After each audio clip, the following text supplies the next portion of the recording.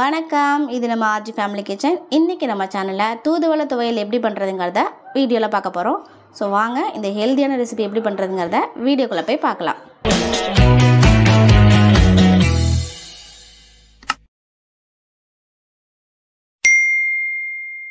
தூதுவளை துவையல் அரைக்கிறதுக்கு நான் ஃப்ரெஷ்ஷான தூதுவளையை பறிச்சுட்டு வந்திருக்கேங்க. தூதுவளையில் பார்த்தீங்க அப்படின்னா நிறைய முள்ளாக இருக்கும். இந்த மாதிரி சின்ன முள்ளாக இருந்துச்சு அப்படின்னா அதை கட் பண்ண தேவையில்லை. இதை வதக்கும் போதே சரியாக நல்லா வதங்கிடும். கொஞ்சம் பெரிய முள்ளாக இருந்தால் அதை கட் பண்ணி வச்சுக்கணும். இப்போ அதை நல்லா க்ளீன் பண்ணி எடுத்து வச்சுருக்கேன். இப்போ வாங்க துவையல் எப்படி பண்ணுறதுன்னு ஒரு பேன் எடுத்துக்கோங்க. பேன் சூடானதுக்கப்புறம் அதில் வந்துட்டு ஒரு 2 டேபிள் ஸ்பூன் அளவு ஆயில் சேர்த்துக்கோங்க. நான் கடலெண்ணெய் எடுத்திருக்கேன். இப்போது ஆயில் சூடாயிடுச்சு. இப்போ இதில் பார்த்திங்க அப்படின்னா ஒரு 2 டேபிள் ஸ்பூன் அளவு உளுந்து சேர்த்துக்கலாம். ஏன்னா நான் எடுத்த தூதுவளை கீரை பார்த்திங்க அப்படின்னா கொஞ்சம் கம்மியாக இருக்கும். அதனால் 2 டேபிள் ஸ்பூன் எடுத்திருக்கேன். நீங்கள் கொஞ்சம் அதிகமாக எடுத்திங்க அப்படின்னா 2 டேபிள் ஸ்பூன் உளுந்து கூட எடுத்துக்கலாம். நம்ம சேர்த்த உளுந்து நிறம் மாதிரி நல்லா வறுபட்டு வரும். அது வரைக்கும் நல்லா வறுத்துக்கலாம். இது கூடவே 1 ஸ்பூன் அளவு கடலைப்பருப்பை சேர்த்துக்கலாம். இப்போ இது ரெண்டுத்தையுமே நல்லா கலர் சேஞ்ச் ஆகி வர அளவுக்கு நல்லா வறுத்துக்கலாம். பாருங்கள், நல்லா கலர் சேஞ்ச் ஆகிட்டு உளுந்து நல்லா வறுபட்டுருச்சு. இந்த ஸ்டேஜில் நம்ம வரமிளகாய் சேர்த்துக்கலாம். உங்கள் காரத்துக்கு தகுந்த மாதிரி நீங்கள் வரமிளகாய் சேர்த்துக்கோங்க. நான் ஒரு 5 வரமிளகாய் நான் சேர்த்துருக்கேன். இதையும் நல்லா வறுத்துக்கலாம். வரமிளகாயும் நல்லா வறுபட்டுருச்சு. இதில் கொஞ்சமாக பூண்டும் கொஞ்சமாக நறுக்கின இஞ்சியும் சேர்த்துக்கலாம். இதையும் ஒரு 2 நிமிஷம் நல்லா வதக்கிக்கலாம். நம்ம சேர்த்த இன்க்ரீடியன்ட் எல்லாமே நல்லா வணங்கிடுச்சு.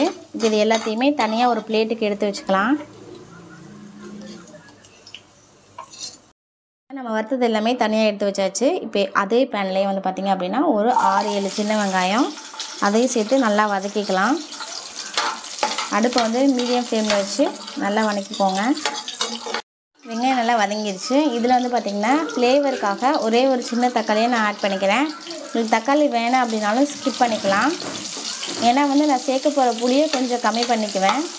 தக்காளி சேர்க்கும்போது புளி கொஞ்சம் கம்மி பண்ணிக்கோங்க. இல்லை சுத்தமாக தக்காளி சேர்க்கலை அப்படின்னாலும் நீங்கள் புளியை ஜாஸ்தி சேர்த்துக்கலாம். நம்ம சேர்த்த தக்காளி வெங்காயம் நல்லா வதங்கிடுச்சு. இப்போ இதையுமே தனியாக எடுத்து வச்சுக்கலாம். இதே பேனில் நம்ம க்ளீன் பண்ணி வச்சுருக்க தூதுவளை கீரையுமே சேர்த்து இது நல்லா வதக்கிக்கலாம். தூதுவளை கீரையை நீங்கள் நல்லா வதக்கும்போது அதை நல்லா சுருண்டு வரும். அந்தளவு நல்லா வதக்கிக்கோங்க. இதே மாதிரி எல்லாத்தையுமே தனித்தனியாக வதக்கிட்டிங்க அப்படின்னா தான் கரெக்டாக வதங்கி வரும். இல்லாட்டினா ஒன்று ஓவர் குக் ஆகிடும், ஒன்று சரியாகவே குக் ஆகாது. இந்த மாதிரி தனித்தனியாக வதக்கி நீங்கள் செய்யும்போது இந்த சட்னி சாதத்தோடையும் இல்லை டிஃபனோடு சேர்த்து சாப்பிடும்போதும் நல்ல ஒரு டேஸ்ட்டு கொடுக்குங்க. அடுப்பை மீடியம் டு லோ ஃப்ளேமில் வச்சுட்டு இதை நல்லா வதக்கிக்கோங்க. பாருங்கள், தூதுவளை நல்லா வதங்கிடுச்சு. இப்போ இதில் பார்த்திங்க அப்படின்னா சின்ன நெல்லிக்காய் சைஸ் அளவு புளி சேர்த்துக்கலாம். புளி சேர்த்துட்டு ஒரு 1 நிமிஷம் மட்டும் இது நல்லா வதக்கிக்கலாம்.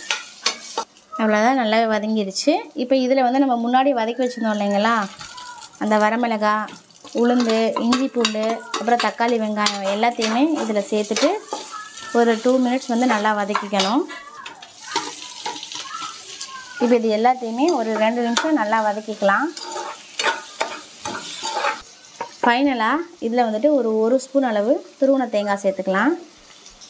தேவையான அளவு கல் உப்பு சேர்த்துட்டு அடுப்பை ஆஃப் பண்ணிட்டு தேங்காயை அந்த தேங்காய் பூ இந்த சூட்லேயே வதக்கினா போதும். தேங்காய் பூ ஓவர் குக் ஆகணும்னு அவசியம் இல்லை. அடுப்பை ஆஃப் பண்ணிவிட்டு அதுக்கப்புறமேட்டுக்கு நல்லா ஒரு கிளறி விடுங்க. அந்த சூட்லேயே தேங்காய் பூ நல்லா வதங்கிடும். இப்போ இதை ஆற வச்சுட்டு நம்ம சட்னி அரைச்சிக்கலாம். அவ்வளோதாங்க, சூப்பராகவே தூதுவளை துவையல் ரெடி ஆயிடுச்சு. இப்போ இதில் ஃபைனலாக கொஞ்சமாக சின்னதாக ஒரு தாளிப்பு சேர்த்துக்கலாம். இதை அப்படியே கூட சாப்பிட்லாம். ஆனால் தாளிப்பு சேர்த்து சாப்பிட்டீங்க அப்படின்னா அட்டகாசமாக இருக்கும். தாளிப்பு பார்த்திங்க அப்படின்னா கடுகு உளுந்தம்பருப்பு சேர்த்து தாங்க தாளிச்சிருக்கேன். அவ்வளோதான், தாளிப்பு சேர்த்தாச்சு. இப்போ இதை நல்லா மிக்ஸ் பண்ணிக்கலாம். ஒரு ஹெல்த்தியான டேஸ்டியான தூதுவளை துவையலுங்க. இதை நீங்கள் செஞ்சு சாப்பிட்டு பாருங்கள். இது சளி, ஆஸ்துமா எல்லாத்துக்குமே ரொம்ப நல்லதுங்க. ஸோ கண்டிப்பாக இதை நீங்கள் வாரத்தில் ஒரு தடவையாவது நீங்கள் இந்த சட்னி செஞ்சு சாப்பிடணும். நல்ல ஒரு ஹெல்த்தியான சட்னிங்க. சுவையான தூதுவளை துவையல் ரெடி. இதே மாதிரி நீங்களும் வீட்டில் ட்ரை பண்ணி பார்த்துட்டு தூதுவளை துவையலோட டேஸ்ட் எப்படி வந்துச்சு அப்படிங்கிறத மறக்காமல் கமெண்ட் செக்ஷனில் சொல்லுங்கள். இது போன்ற நம்ம வீடியோக்களை தொடர்ந்து பார்ப்பதற்கு நம்ம ஆர்ஜி ஃபேமிலி கிச்சனை லைக் பண்ணுங்கள், ஷேர் பண்ணுங்கள், கமெண்ட் பண்ணுங்கள், மறக்காமல் சப்ஸ்கிரைப் பண்ணிக்கோங்க. தேங்க்யூ ஃபார் வாட்சிங்.